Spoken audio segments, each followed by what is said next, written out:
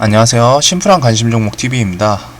일찍 자야 되는데 오늘 좀 의도치 않게 종목들 몇 개가 있네요. 사실 YBM넷도 결국 신고가를 한번 달성을 했고, 하여튼 YBM넷은 넘어가고 DPC, 이번 영상에서는 DPC 관련해서 설명을 드리려고 합니다. 저는 제 친구한테 오늘 이거 엄청 좋아 보인다고 말을 했는데 장 마감하고 또 뉴스가 바로 나왔어요. 근데 시간에가 조금 아쉬웠어요. 조금 설렜는데 이거 상한가 가면은 내일부터 조금 정리를 하려고 했더니 일단은 시간에가 5% 정도로 결국은 마감을 했죠. 근데 오른 이유는 이제 빅히트 상장 예비심사 신청을 했다. 이게 장 마감하고서 시간에 몇 시였더라? 4시 좀 넘어서 나왔던 것 같아요. 시간에 한 3번째인가 4번째부터 나왔었던 것 같은데 하여튼 5시 가까이 나왔어요. 그래가지고 상장 예비심사를 신청을 했는데, 자, 여기서 봐야 될 포인트들은 이런 게 있어요. 거래소 측에서는 45 영업일 이내에 심사를 진행한다. 한마디로 뭐 그냥 대충 한 달 잡으면은 6월 말 혹은 7월 중순이죠. 지금이 5월 28일이니까 7월 중순 이내에 심사를 진행하는데 보통 금방 나와요. 오래 걸리진 않아요. 한 1, 2주에서 길어야 3주 정도면은 심사 결과는 나올 거예요. 더 빠를 수도 있고. 그래서 이거는 오래 안 걸리는데, 특별하게 보통은 특히 이제 심사 신청을 한 회사들은, 특히 이런 대기업 같은 느낌, 지분 큰 애들은 준비하는 이제 인재들이라고 해야 되나? 아예 전담 상장 관련해서 전문가들을 영입을 해가지고 하기 때문에 준비에는 보통 이런 건 그냥 패스합니다. 보통은 특별하게 문제가 생길 일이 거의 없어요. 그만큼 자기들이 준비를 하고서 신청을 했을 확률이 높기 때문에. 그리고서 회사는 이제 이 예비심사 거래소 측에서 오케이 니네 승인 났어 해도 돼 뭐 이런 식으로 갖다 통지를 받으면은 연장 신청을 할 수 있지만 6개월 이내에 상장 신청서를 제출하고 IPO 절차를 추진합니다. 그래서 이 뉴스는 특별한 거 변수 없으면은 6개월 해봤자 이번 연도 안에 코스피에 입성할 것이다 이 얘기죠. 그래가지고 여기서 봐야 될 포인트는 일단은 예비심사 신청서에 대해서 거래소는 뭐 특별한 거 없으면 진행될 거예요. 그냥 오케이 허가 날 거예요. 이거는 개인적으로 그렇게 커 보이진 않는데, 그 다음에 요 부분 6개월 이내에 상장 신청서를 제출하고 공모 절차를 추진한다고 하죠. 근데 자, 여기서 반대로 잘 생각을 해볼게요. 이건 결국 제 생각인데, 자, 비상장 회사서 이거 조금 시끄럽다고 하니까 이거 조금 올리겠습니다. 잠시만. 비상장 회사에서 상장 신청을 했다는 의미가 어떨까요? 뭘까요? 준비하고 빨리 상장 시켜줘, 이런 느낌이에요. 우리 준비 많이 했으니까 준비를 많이 했으니까 상장 신청서를 이 정도 준비면 우리 괜찮다, 많이 했다, 그래서 상장 신청서를 낸 거고, 그리고서 상장 신청을 했다는 것 자체가 나를 상장시켜 달라는 거잖아요. 내가 상장 신청을 했다는 것 자체부터가 나를 상장시켜줘. 그러면은 당연히 빨리 해달라는 거죠. 상장을 하기 위해서 신청을 했으니까 당연히 빨리 해주면 좋겠죠, 회사 측에서는. 그리고 반대로 그냥 빨리 시켜줘. 그래야 투자자들이고 뭐고 돈 좀 탈출하고 개인들이랑 좀 교환을 하죠. 그 투자한 회사들에서도 투자금 회수를 해야 되고, 그러니까 상장을 하는 거예요. 비상장 회사 증권사에 상장하는 건 그냥 이유 다른 거 다 필요 없어요. 막 뭐 덧붙이거든요. 회사를 더 키우기 위해서. 그리고서 뭐 투자금 뭐 활용을 이딴 거 결국에는 다 거치려고 그냥 하나예요. 딱 투자금 회수 이런 거 다 제끼고 딱 하나입니다. 상장하는 이유 투자금 회수예요. 막 회사를 더 키우기 위해서 이런 거 뭐 그냥 사장들 막 그냥 이거가 뭐 진짜로 그러신 분들이 있긴 있어요. 사장님들 중에. 근데 이런 건 다 제끼고 결국 본질적인 이유는 투자금 회수예요. 장외에서 그 회사에다 투자한 회사들 돈 회수하기 위해서. 상장을 하면서 개인들한테 물량을 어느 정도 뻥튀기 해서 넘기는 게 상장의 주 목적입니다. 본질이에요. 이거는 투자금 회수를 하려고 상장을 하는 거지, 그 이후에 뭐 회사를 더 키우기 위해서 뭐 아니면은 뭐 증권 막 이제 상장을 했기 때문에 뭐 받고 뭐 이런 게 있는데, 그런 거 다 필요 없어요. 그냥 본질적인 이유 딱 하나, 투자자들의 투자금 회수를 위해서 상장을 시키는 겁니다. 물론 상장하면은 그만큼 뭐 유상증자든 뭐든 좀 개인들 돈 좀 이렇게 쉽게 땡겨올 수 있고, 그 돈으로 갖다 뭐 투자하고 이런 거 있어요. 말하는 거 분명히 있어요. 다 필요 없고 결국 투자금 회수. 그렇기 때문에 빨리 상장을 해야 투자금 회수를 하죠. 이게 본질이에요. 그러면 다시 돌아가서 상장 신청을 했다는 거는 우리 준비 잘했고 빨리 상장시켜줘. 결국 목적이 이거인 거죠. 그렇기 때문에 이거 뉴스를 뭐 이제 6개월 뭐 예비심사 결과 통지받고 6개월 이내에 상장 신청서 제출 뭐 하고서 뭐 IPO를 하는데, 이거 6개월 걸리는 회사가 제 기억으로는 6개월 채워가지고 낸 회사는 없을 거예요. 어떤 빠른 회사는 막 1개월 만에 내는 회사도 있고, 보통 평균적으로 제 기억에는 한 2개월에서 3개월 사이에 상장 신청서 막 제출하고 그랬던 것 같은데, SK 바이오팜 같은 경우, 바이오팜 이번에 막 거의 한 달 막 전? 이렇게 해서 상장 신청서 막 제출하고 난리도 아니었죠. 그런 식으로 갔다가 대부분 빨리빨리 합니다. 오래 안 걸려요. 말이 6개월이지 이거는 그냥 법적으로 갔다가 주어진 기한이고, 보통은 그 전에 애초에 신청서를 제출했다는 것부터가 상장을 시키기 위해서 제출한 거니까 회사 측에서도 준비 최대한 빨리 해가지고 상장시키려고 해요.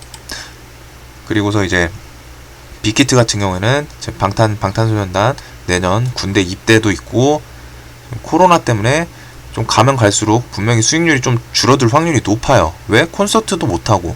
그러니까 조금 더 빨리 진행될 확률이 높다고 생각합니다. 그래가지고 이거는 재료 측면에서는 이제 막 그렇게 오래 안 걸릴 거다, 이 얘기를 드리려고 했던 거고, 이건 재료 측면이에요. 재료 측면. 이제 차트로 넘어가야죠. 재료만 볼 수는 없잖아요. 시간에서 사실 이건 좀 상한가를 닫아줬으면 좋았을 법 했는데 상한가를 못 닫았어요. 특히 상승을 했다가 다시 내려왔습니다. 이 점은 좀 아쉽고, 그러면은 내일 일단 첫 번째가 신고가를 가주냐 마냐가 일단 중요할 것 같아요. 신고가를 가주냐 마냐. 근데 신고가를 만약에 못 간다, 못 가고서 제 기준에 다시 여기 11,000 뭐 200원 막 이 부근에 내려오면은 저 일단 들고 있는 거는 좀 많이 내일 아침에 조금씩 팔긴 시작할 것 같아요. 내일 아침부터는 조금 정리를 할 것 같아요. 대신에 아침에 지금 시간에가 5%인데 저 이제 상장 신고서 제출 이 뉴스가 막 또 시장에 퍼져가지고 내일 아침에 갭이 뜰 수 있어요. 더 뜰 수도 있어요. 더 뜨면은 그때는 좀 얘기가 달라집니다. 여튼 개인적으로 지금 이 재료로 갖다가 내일 이게 막 상한가 간다, 상한가는 사실 못 갈 것 같아요. 제 기준에는 상한가는 못 가고, 내일 대신에 시장 관심을 워낙 크게 끄는 종목이다 보니까 DPC가 이놈이 끼가 엄청 좋거든요. 갈 때 시원시원하게 가지고 돈도 좀 많이 들어오는 종목이라 내일 흐름을 결국 결과적으로는 봐야 된다는 건데, 상한가는 사실 좀 오바이지 않을까 싶어요. 저는 개인적으로 한 10%에서 20% 구간 사이에서 들고 있는 그 스윙 계좌에서는 좀 많이 덜어낼 거는 같습니다. 덜어내고 일정이 좀 길다 보니까 다시 11,000원 밑으로 내려오거나 10,000원 사이 이런 식으로 갖다 좀 다시 분할 매수를 좀 생각을 할 것 같아요. 얘가 근데 그렇다고 막 8,000원까지 올 확률이 거의 없어요. 지수가 막 급락, 뭐 해외 대외적인 요인 막 북한에서 막 핵 쏘고 막 이런 거 아니면은 8,000원, 9,000원은 사실 못 갈 것 같아요.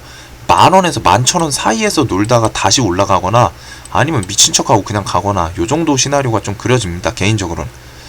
네, 일단 들고 있는 거는 좀 내일 아침부터 조금씩 정리를 할 것 같아요. 얘는 시간에가 상도 못 갔고 조금 아쉽습니다.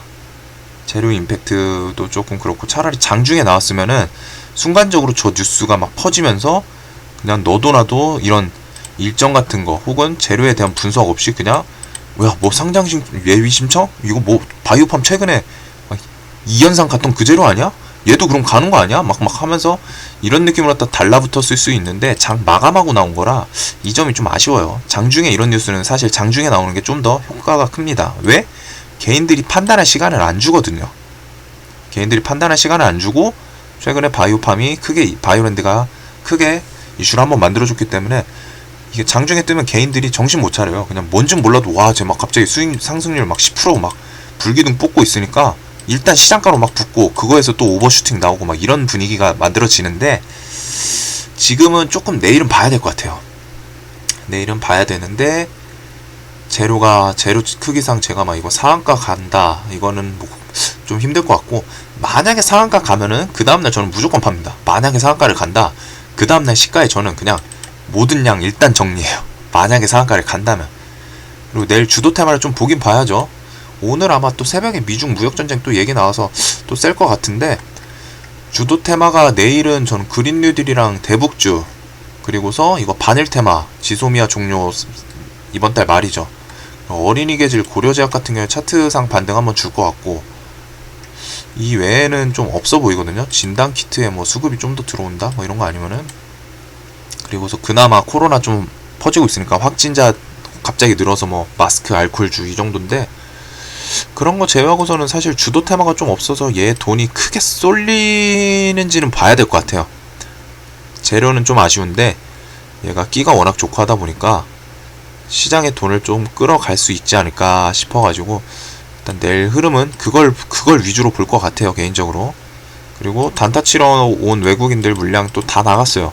이러면은 얘네들이 또 살 때도 있기 때문에 일단 프로그램도 또 같이 볼 거고, DPC 같은 경우는 일단 재료 측면이 조금 일정이 있다는 점은 기억해 두시고, 반대로 갔다가 좋은 점은 얘는 종목 끼는 끝내준다.